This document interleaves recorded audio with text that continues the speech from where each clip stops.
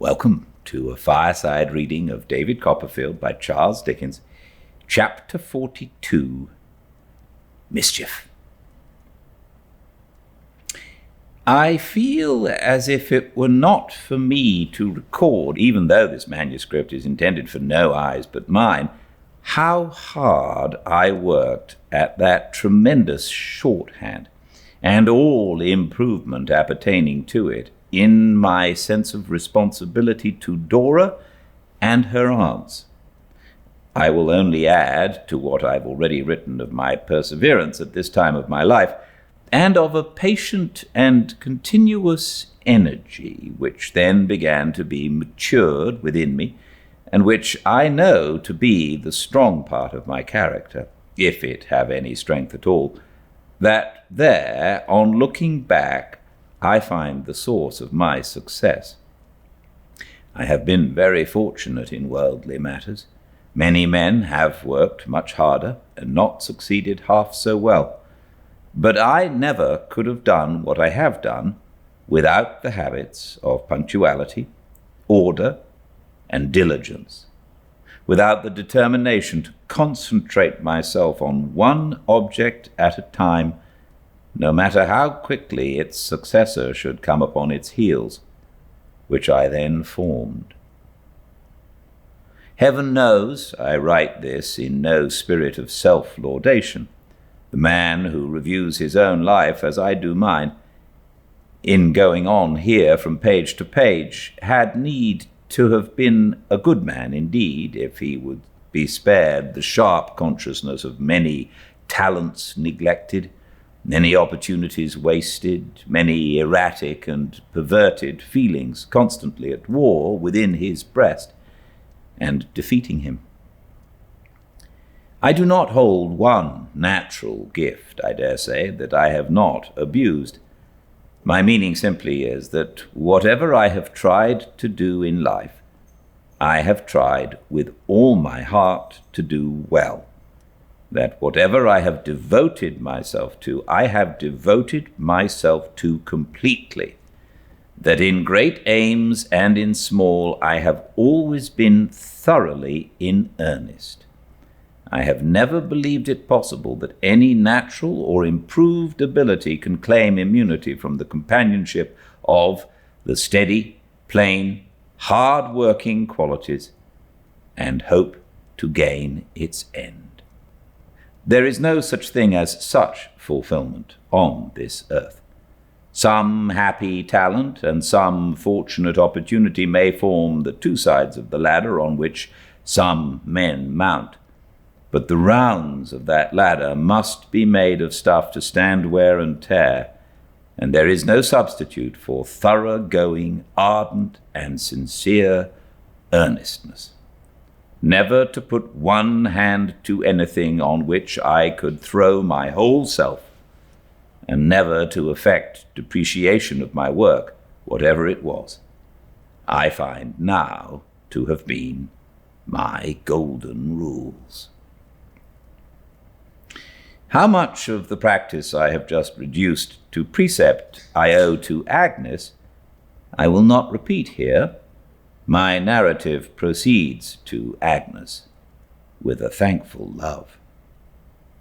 She came on a visit of a fortnight to the doctor's. Mr. Wickfield was the doctor's old friend, and the doctor wished to talk with him and to do him good. It had been matter of conversation with Agnes when she was last in town, and this visit was the result. She and her father came together. I was not much surprised to hear from her that she had engaged to find a lodging in the neighborhood for Mrs. Heap, whose rheumatic complaint required change of air, and who would be charmed to have it in such company.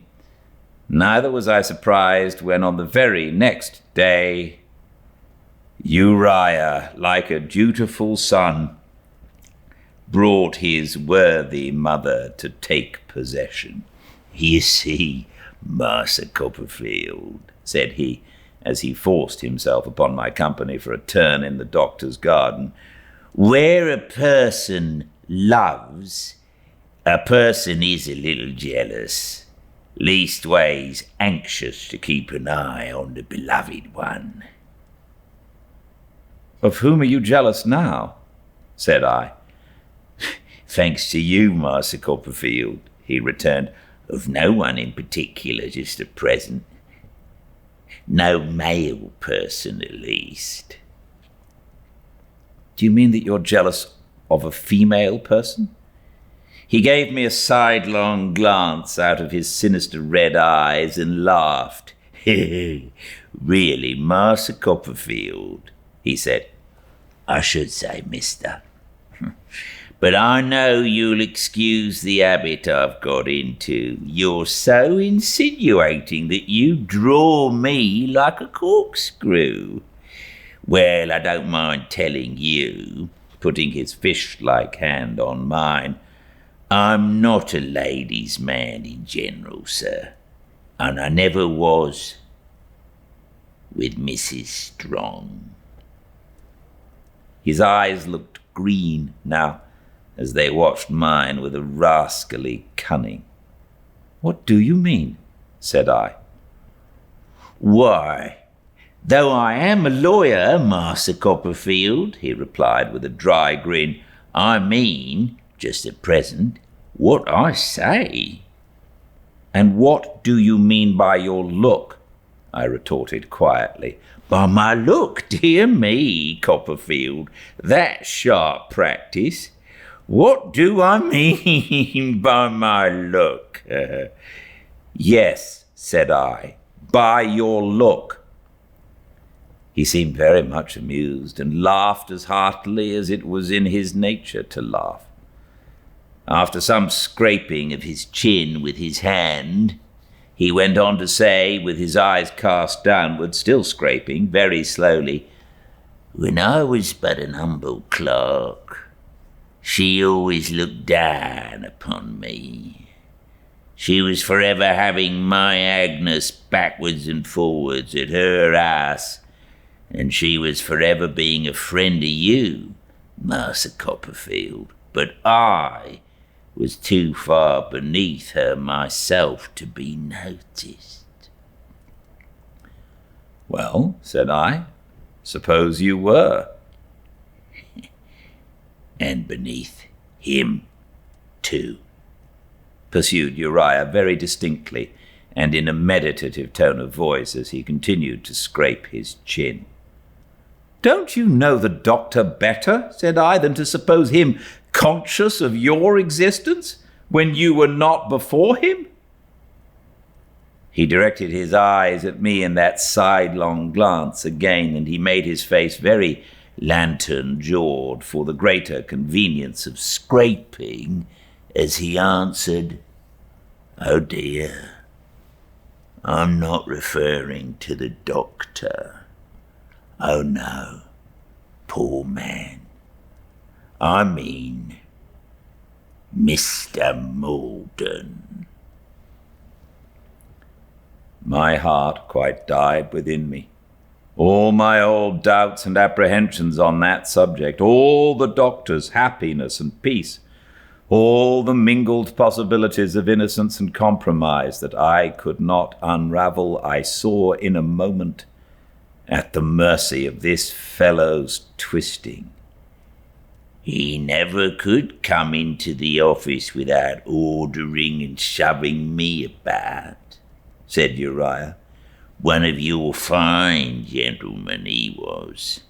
I was very meek and humble, and I am. But I didn't like that sort of thing, and I don't." He left off scraping his chin and sucked in his cheeks until they seemed to meet inside, keeping his sidelong glance upon me all the while. "She is one of your lovely women, she is," he pursued when he had slowly restored his face to its natural form, "and ready to be no friend to such as me, I know. She's just the person who was put my Agnes up to higher sort of game. Now, I ain't one of your ladies' men, Master Copperfield, but I've had my eyes in my head a pretty long time back. We humble ones have got eyes, mostly speaking, and we look out of them. I endeavoured to appear unconscious and not disquieted, but... Oh, no. I endeavoured to appear unconscious and not disquieted, but I saw in his face with poor success.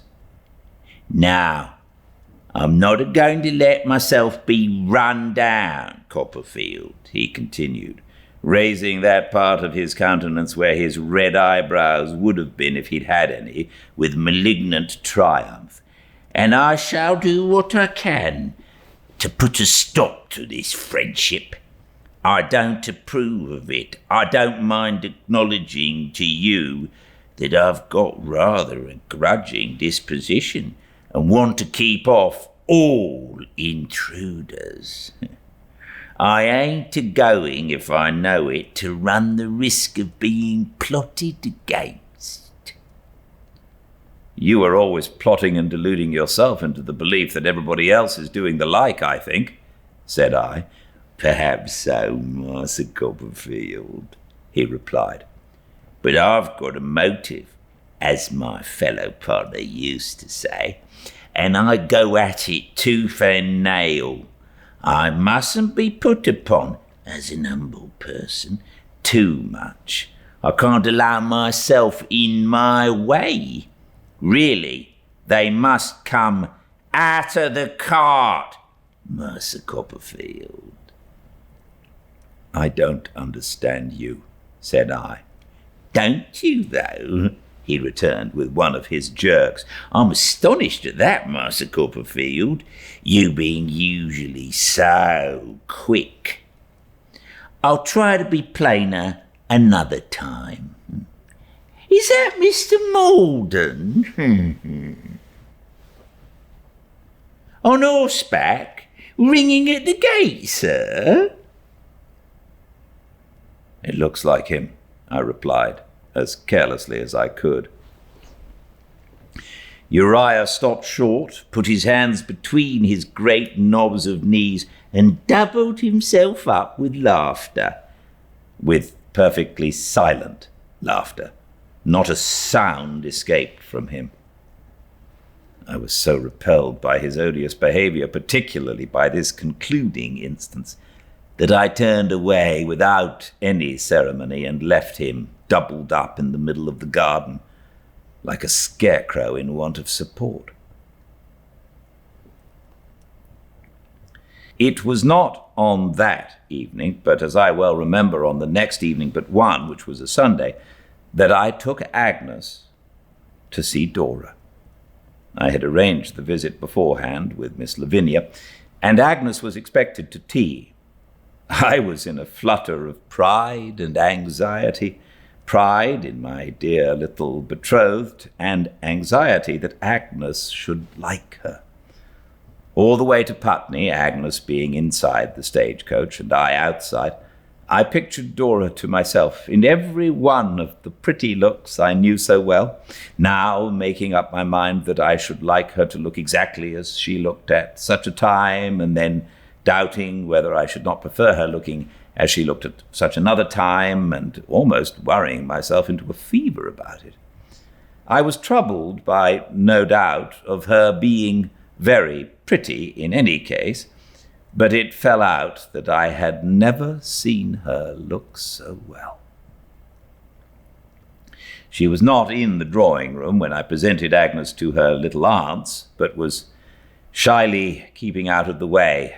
I knew where to look for her now, and sure enough, I found her stopping her ears again behind the same dull old door. At first she wouldn't come at all, and then she pleaded for 5 minutes by my watch, when at length she put her arm through mine to be taken to the drawing-room. Her charming little face was flushed, and had never been so pretty. But when we went into the room, and it turned pale, she was 10,000 times prettier yet. Dora was afraid of Agnes. She had told me that she knew Agnes was too clever. But when she saw her looking at once so cheerful and so earnest and so thoughtful and so good, she gave a faint little cry of pleased surprise and just put her affectionate arms round Agnes's neck and laid her innocent cheek against her face. I never was so happy. I never was so pleased as when I saw those two sit down together, side by side, as when I saw my little darling looking up so naturally to those cordial eyes, as when I saw the tender, beautiful regard which Agnes cast upon her. Miss Lavinia and Miss Clarissa partook in their way of my joy. It was the pleasantest tea-table in the world. Miss Clarissa presided. I cut and handed the sweet seed cake. The little sisters had a bird-like fondness for picking up seeds and pecking at sugar.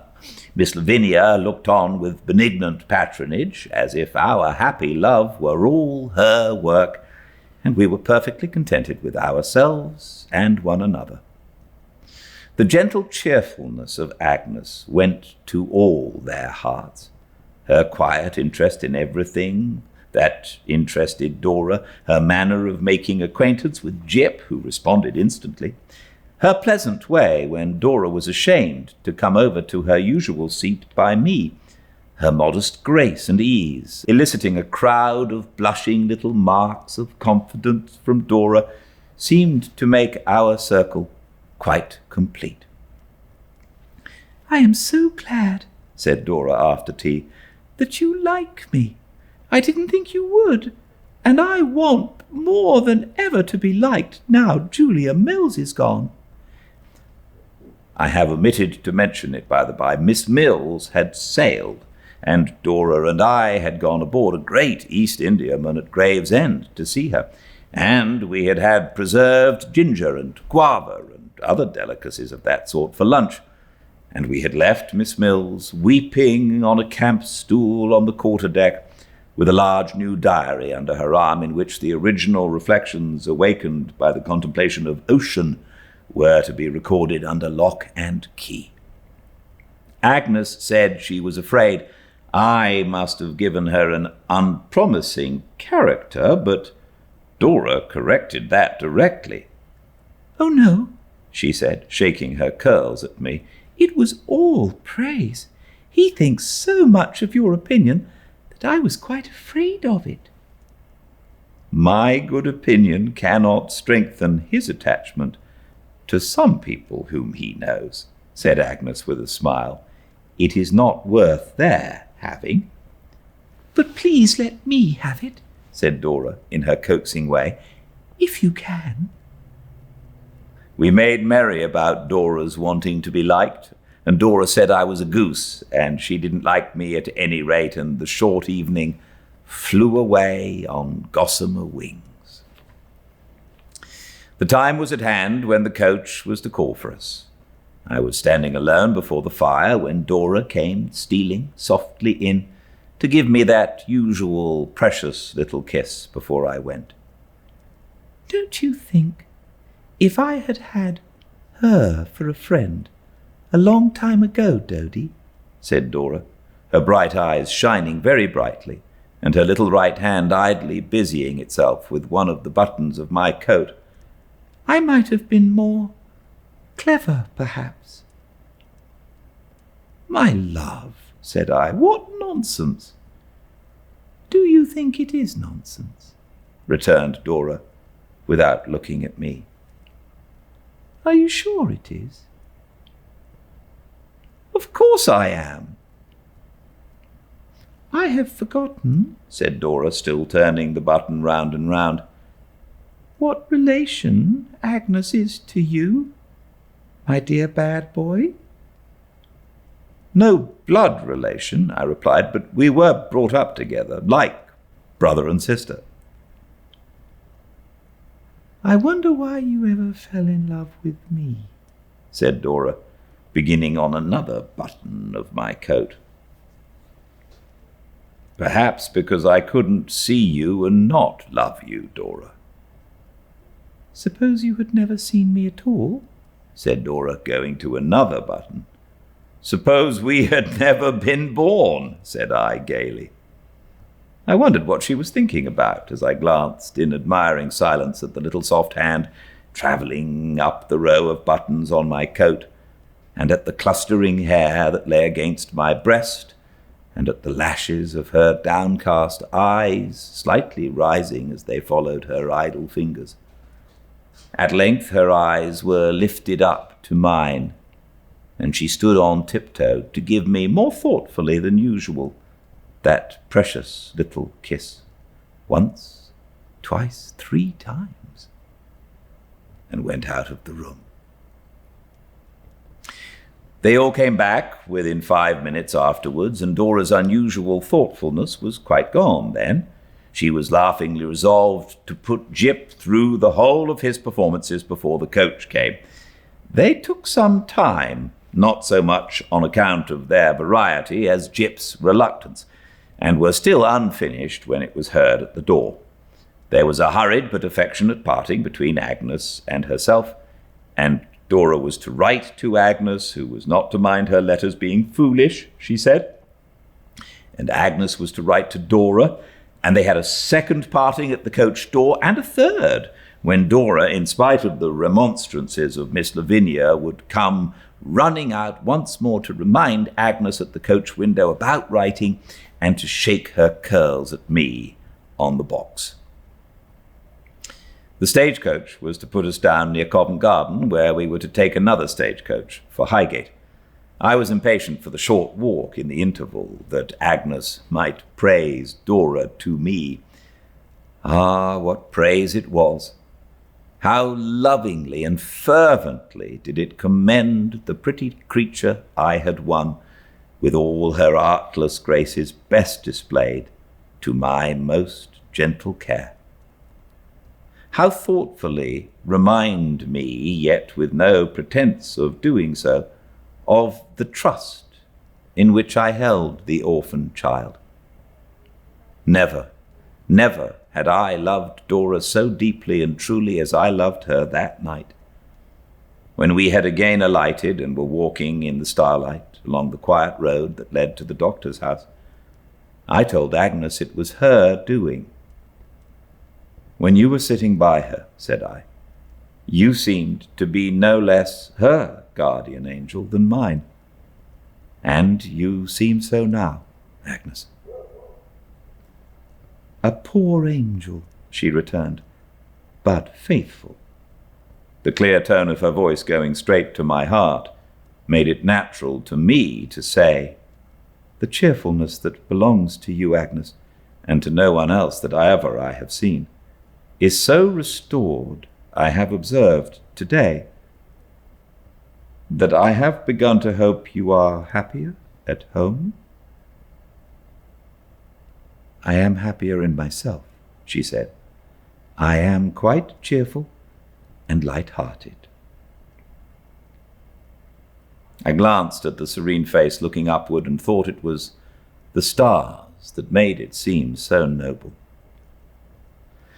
There has been no change at home, said Agnes, after a few moments.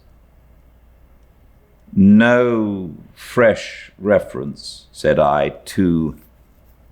I wouldn't distress you, Agnes, but I cannot help asking to what we spoke of when we parted last? No, none, she answered. I have thought so much about it. You must think less about it. Remember that I confide in simple truth and love at last. Have no apprehensions for me, Trotwood, she added after a moment. The step you dread my taking, I shall never take. Although I think I had never really feared it, in any season of cool reflection, it was an unspeakable relief to me to have this assurance from her own truthful lips. I told her so earnestly. "When this visit is over," said I, "for we may not be alone another time, how long is it likely to be, my dear Agnes, before you come to London again?" "Probably a long time," she replied. "I think it will be best, for Papa's sake, to remain at home. We are not likely to meet often for some time to come. But I shall be a good correspondent of Dora's, and we shall frequently hear of one another that way." We were now within the little courtyard of the doctor's cottage. It was growing late.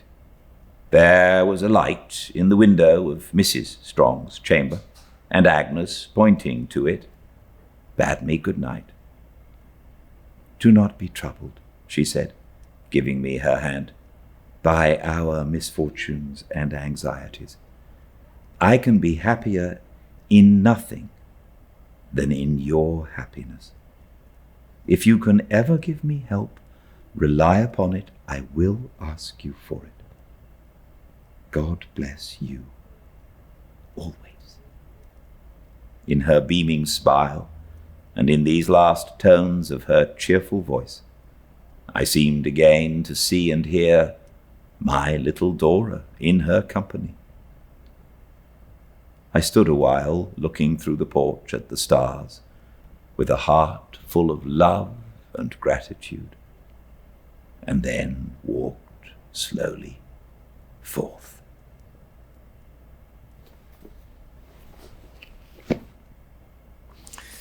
Thank you all so much for joining me. Same again tomorrow at 5 Pacific at Fireside Reading on Instagram, live. All the chapters uploaded to the YouTube channel, along with a brief synopsis in case you don't have time for the whole thing. The YouTube channel is called Fireside Reading. Please comment and like, and if you do like, and subscribe. Until I see you all again tomorrow, please stay very well. Good night.